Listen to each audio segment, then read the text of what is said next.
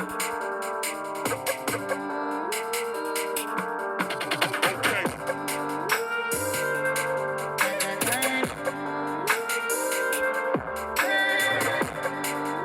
to the Mind Basketball Podcast, also known as M.O.B Podcast. I am Evan.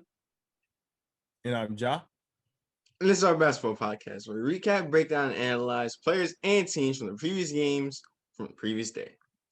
How are you this Friday afternoon, Ja? I'm doing good. That's good to hear. I'm doing good as well. Hope everyone's having a good day. Hope everyone will have a good day. Once again, we're up to Friday, day before the weekend. So you get through this day and then you enjoy yourself on the weekend. Of course.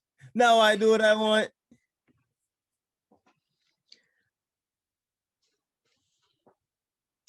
Anyway, before we get into the games, we shall wish a happy birthday to the legend and the great himself, Bill Russell, turning 87.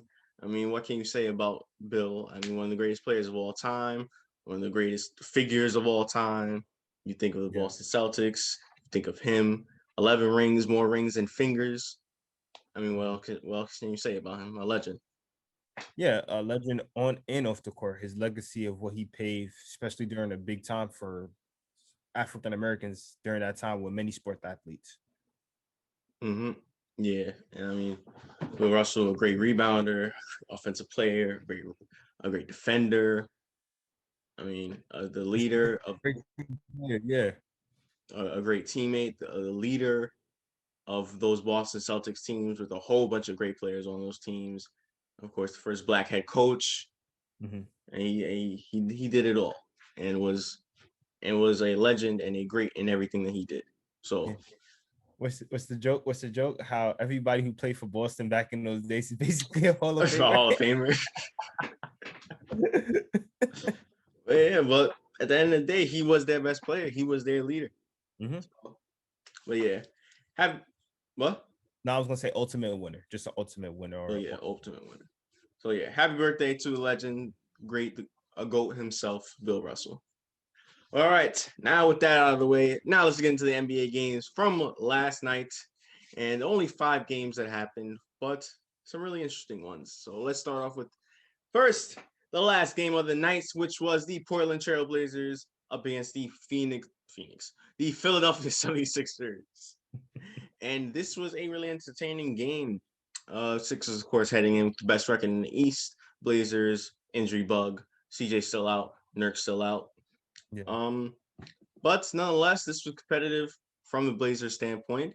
Damian Lillard had it going early, especially in that first quarter.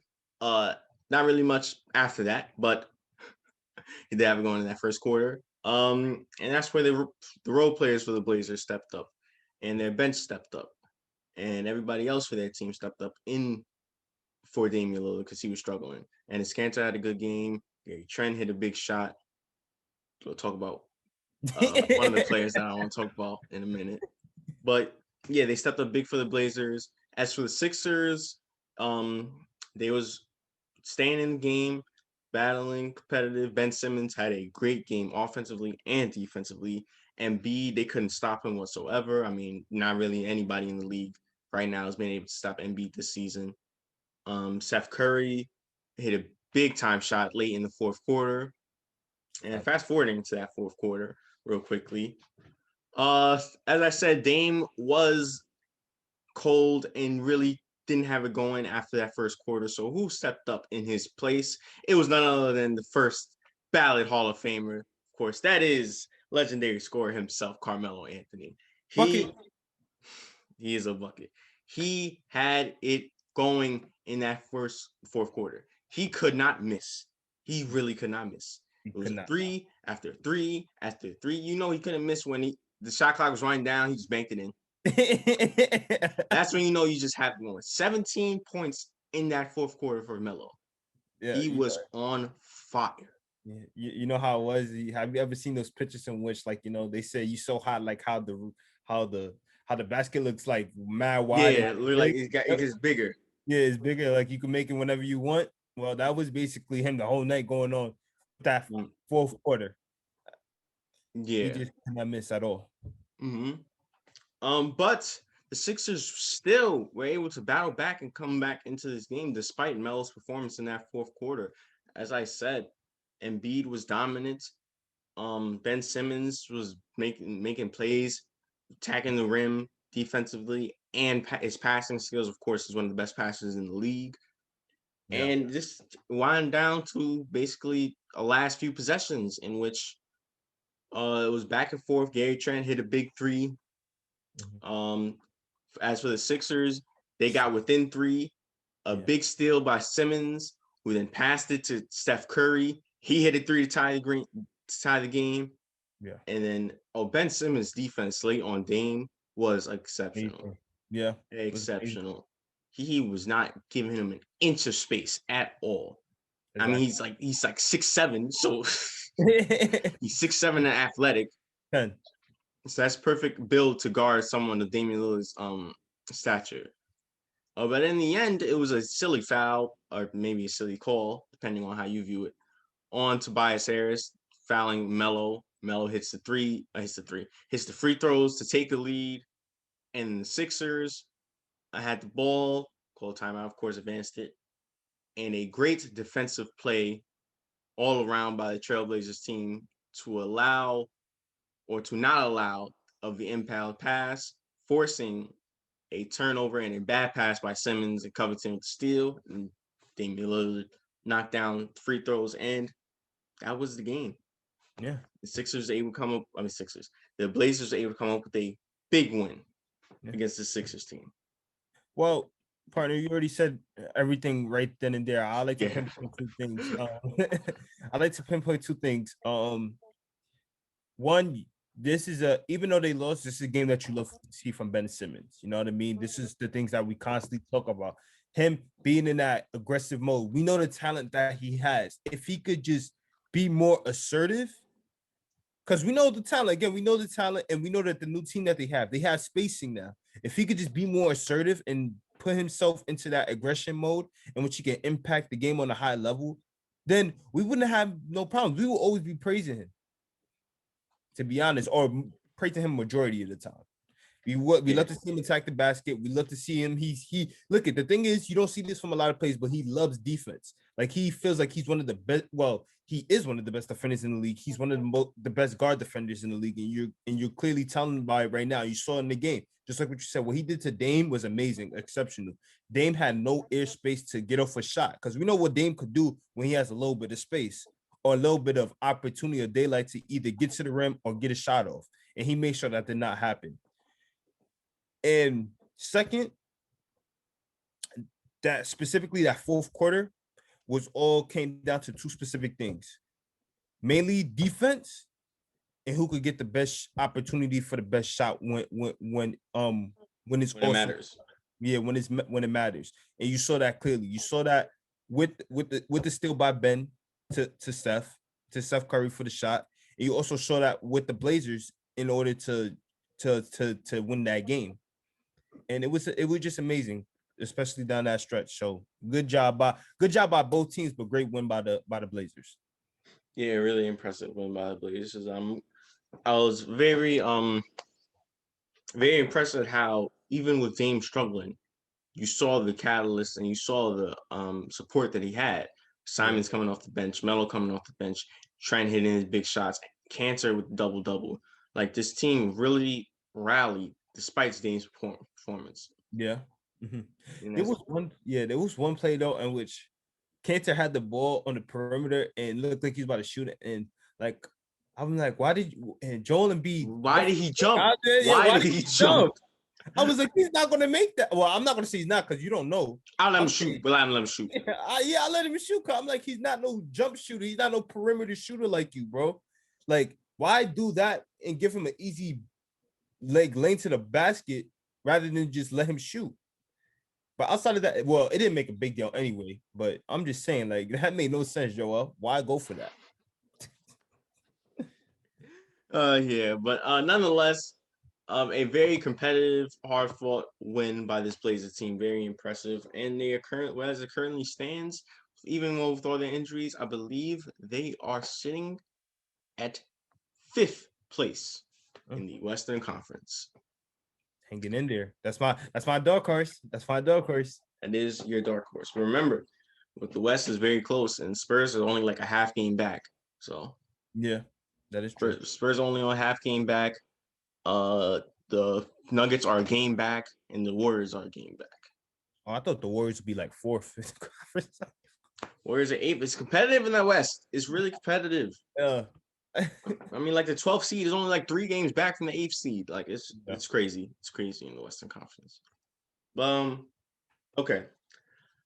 Now going on with the first game of the night, and the first national televised game, which was the Miami Heat up against the Houston Rockets. And this was also a competitive game, also a well-fought game. The Rockets really had it going really in the entirety of that first half. The Heat really was struggling, even though Duncan Robinson had it cooking early. Yeah, he had it cooking early. But it took a while for the Heat to get going. But then that second half hit, and then they got going. Then they got on their run. Even though the Rockets, Oladipo and PJ Tucker got hurt and left the game, and they did not return. It seems like this Rockets team just can never get healthy. Yeah. No matter what. It feels like Oladipo and John Wall only played 3 games together. Yeah. And remember, this is still Christian Wood is still out. So you got to keep that in mind. But yeah, with all that, and the Heat went on their run. Some hit a lot of shots. Jimmy Butler with a triple-double. He was doing it all for the Heat offensively, and of course defensively, as we know, as much as he can do. Bam got in foul trouble, especially late, and that almost kind of cost him. But he played well, despite that, and despite his low point total. And this came down to the wire, even though it didn't look like that, as the Heat did have a comfortable lead, and the Rockets went on a run. Yeah, went on a run. DeMarcus Cousins hit a lot of big shots for them, and he was playing really well. And I'm glad to see DeMarcus Cousins playing well. John Wall, what? Me, both. Yep. And John Wall hit a clutch 3 down the stretch. 2 of them now I think about it. Yeah. And next thing you know, they're down by 3 after being down by 12 in that fourth quarter. Mm-hmm. And they stopped the Heat, but they couldn't get the rebound. They stopped the Heat twice within the final 45 seconds. Yeah. But they couldn't get the rebound, and as a result, down by 3, they had to foul. They fouled Jimmy Butler of all people. You know, he was making those, and that was basically it. That was the game. Yeah, he was able to win this game. Yeah, I like to pinpoint that. Yeah, again, just like what you said. Again, I said it time and time again, on and off the record. Regardless if they make the playoffs or not, this Houston Rockets team is fun to watch because they could do it so well on both ends. They got the defensive mentality, along with the fact that they got the balanced offense in which they could either attack you or they could kill you from the 3. And when along with the fact you got a leadership like John Wall at the helm, run it all, and then you got a great scorer in Oladipo and a talented big man in DeMarcus who's been suffering with injuries, and Christian Wood. That Eric Gordon, do I have to name them? They it just looks good. But yet, if they could stay healthy, that's the only thing. If they could stay healthy, you could see the danger that this team, the things that this team could do and how dangerous they could be. But yeah, they baited on that last moment, man. They had an opportunity to get the rebound, and I don't know what went wrong. But this is why I say small details matter. The small details and the small things that you could do on the court can make such a big difference. Because if you get a rebound, you have an opportunity to get it up the court and try to get a play for a 3. Because I believe they were down by 3, right? They were down by 3. They were down by 3, and that could have been a perfect opportunity. Your defense, you did everything right except for that one thing, which was simply get a rebound. I'm not saying it's easy, but they got 3 offensive rebounds. Yeah, that can't happen. That just can't happen. But yeah, the Rockets was a fun team who just athletic and just talented all around that just messed up at the last moment. Yep, and that's pretty much everything that we say about that. Good effort by the Rockets, but them not being able to secure the rebound helped the Heat secure the win. Yeah. All right. There were 3 other games that happened. I'll go over 2 of them real quickly. One was the Pacers and the Pistons. You know who won that game? Pacers. This is in 2004. Alex at the Palace. Stop. Why? You said this in 2004. You didn't have to bring up the Mouse in the Palace. That's the only thing I can remember when thinking about this team. I'm thinking of the playoff series. Like Tayshaun Prince flocked. Oh, Reggie Miller thought he had a layup. Pull up footage. Reggie Miller thought he had a wide open layup. You know he couldn't dunk. Oh man, Tayshaun Prince came out of nowhere.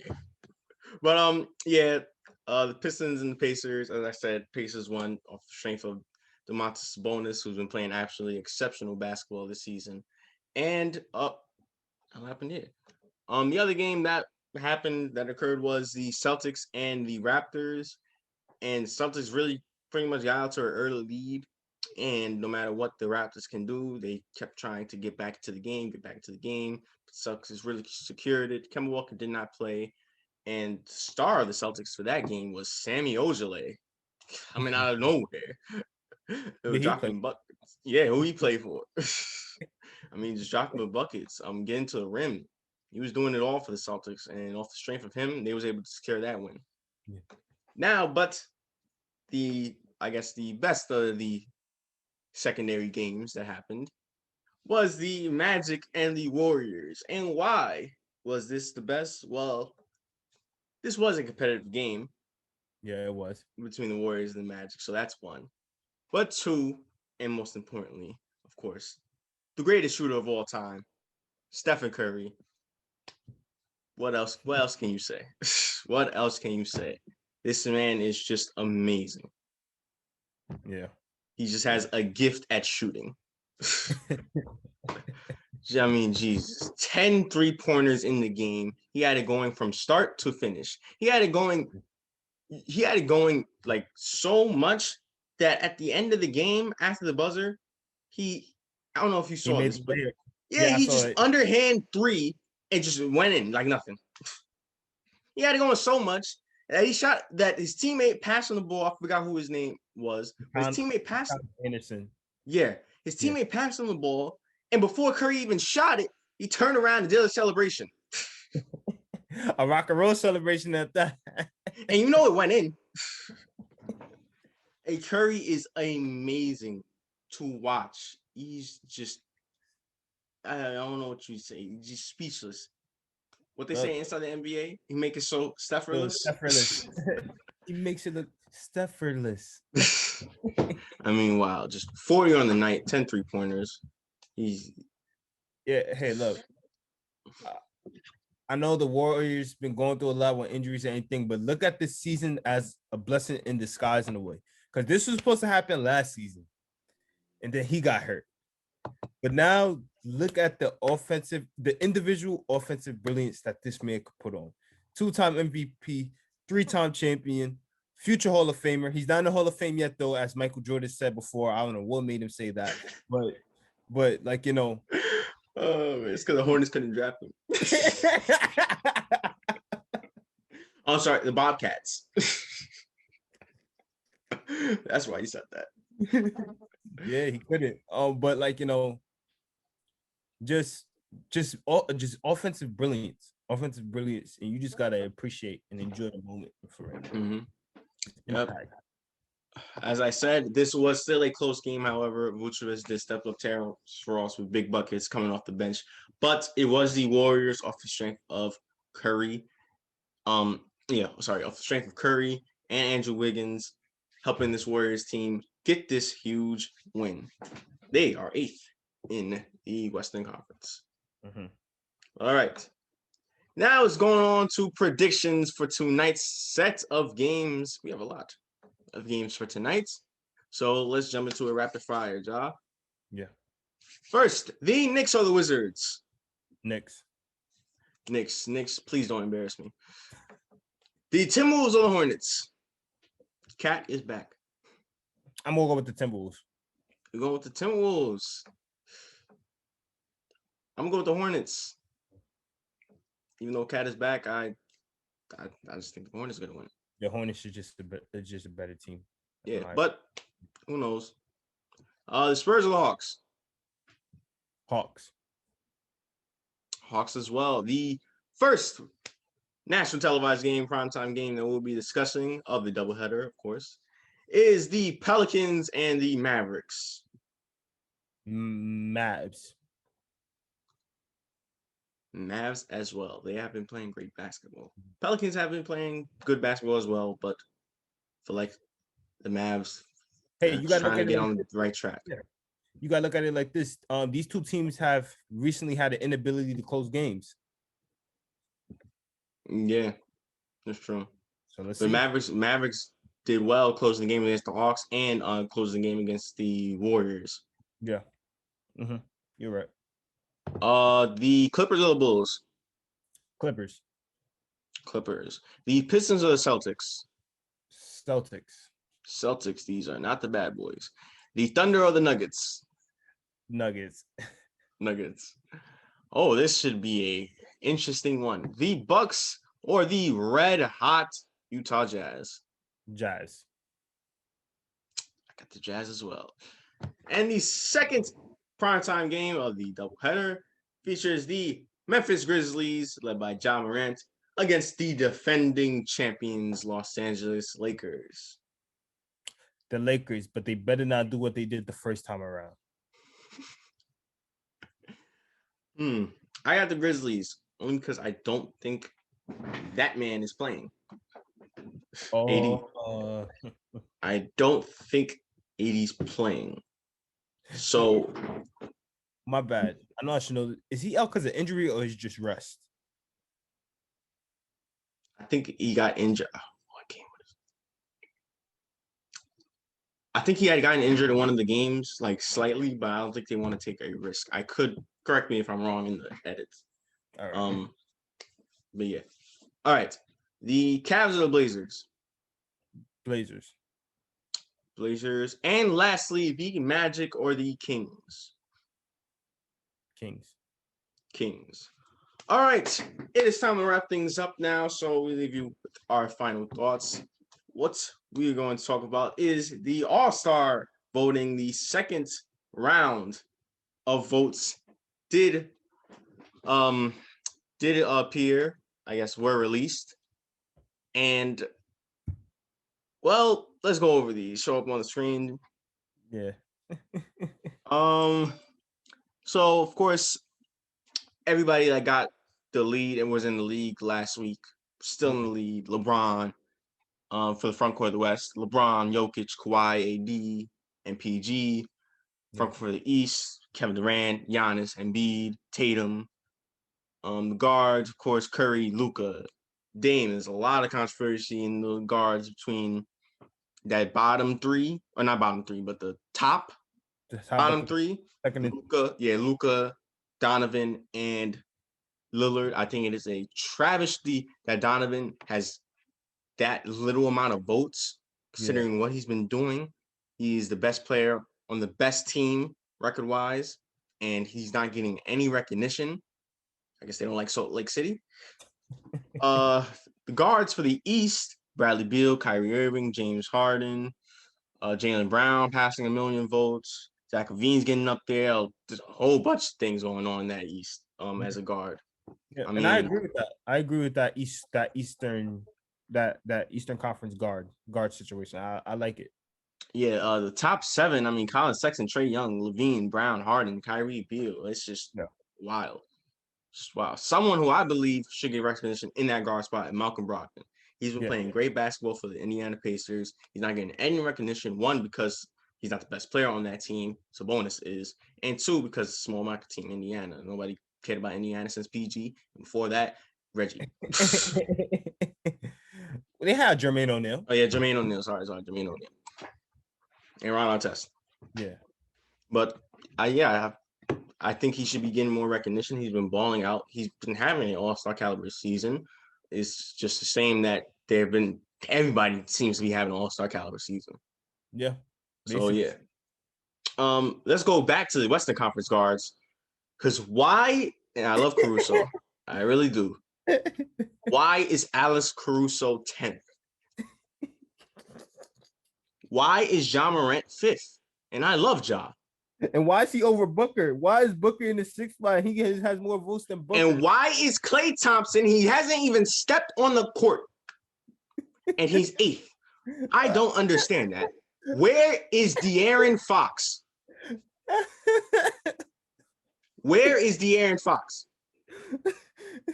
Wait, what was the poll though that they tried to put up? We saw some poll on YouTube. Some YouTuber did a poll. Who do you think's better? Ja Morant, De'Aaron Fox.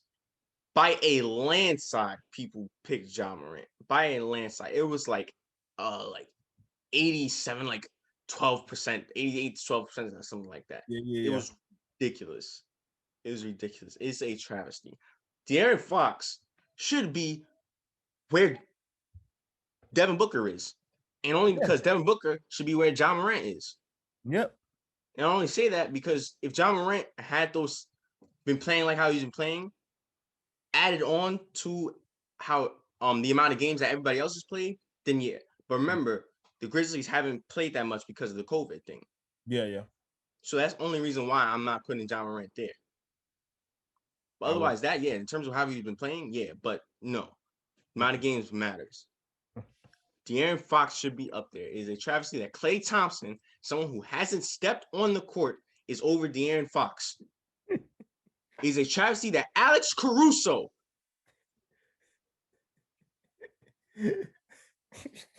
I think you said it for me. I don't gotta go into anything.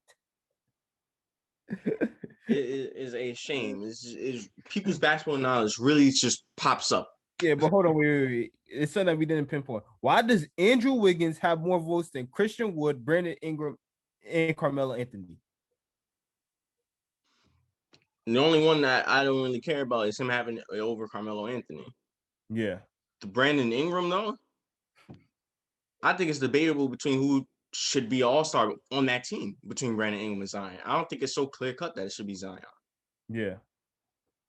Let alone, well, first of all, I don't even know if either of them is gonna make the all-star team. Yeah. But if one of them do, I think it's debatable. Yeah. So, but man, some of these are just ridiculous. People's basketball knowledge really does pop up. Casuals. Well, anybody can vote in these. So yeah, it's a shame. I think we should our family to vote and see who they choose. In fact, you know what we're gonna do with that? When is it announced? All-star starters. I don't even know. Probably somewhere because the game is in March. Okay, you know what? Next week on our Thursday upload, we're going to have our own starters. Okay. And what we believe who should be the starters. Of course, I believe that same day is when the starters are announced. I think. Okay. Correct me if I'm wrong. But yeah, so that day we are going to have our own predictions for the All-Star starters, and we're going to do the same thing with the reserves. When after a week after the All-Star starters are announced. So keep that in mind because this is just ridiculous. But I mean, they got the All-Star starters really right. I would say. Yeah, they do. They do. So, yeah, but those bottom tiers are a travesty. But anything else? No, there's nothing else. Yeah. De'Aaron Fox is just slept on. Really slept on. People need to put some respect on his name. Yeah, well, it don't matter. It don't matter. Sacramento ain't that much of a low market. That's still California. Yeah. I mean, geez. But let's end there before I get more aggravated. See, I'm allergic to these toxic fans. Bless you. Thank you. But all right, so let's just leave it at that. Thank you guys for watching today's pod. Make sure you tune into tomorrow's podcast. Make sure you like, share, and subscribe. Also follow IG down in the description below. And once again, I'm Evan. And I'm Ja. And this was the Minor Basketball Podcast. casuals.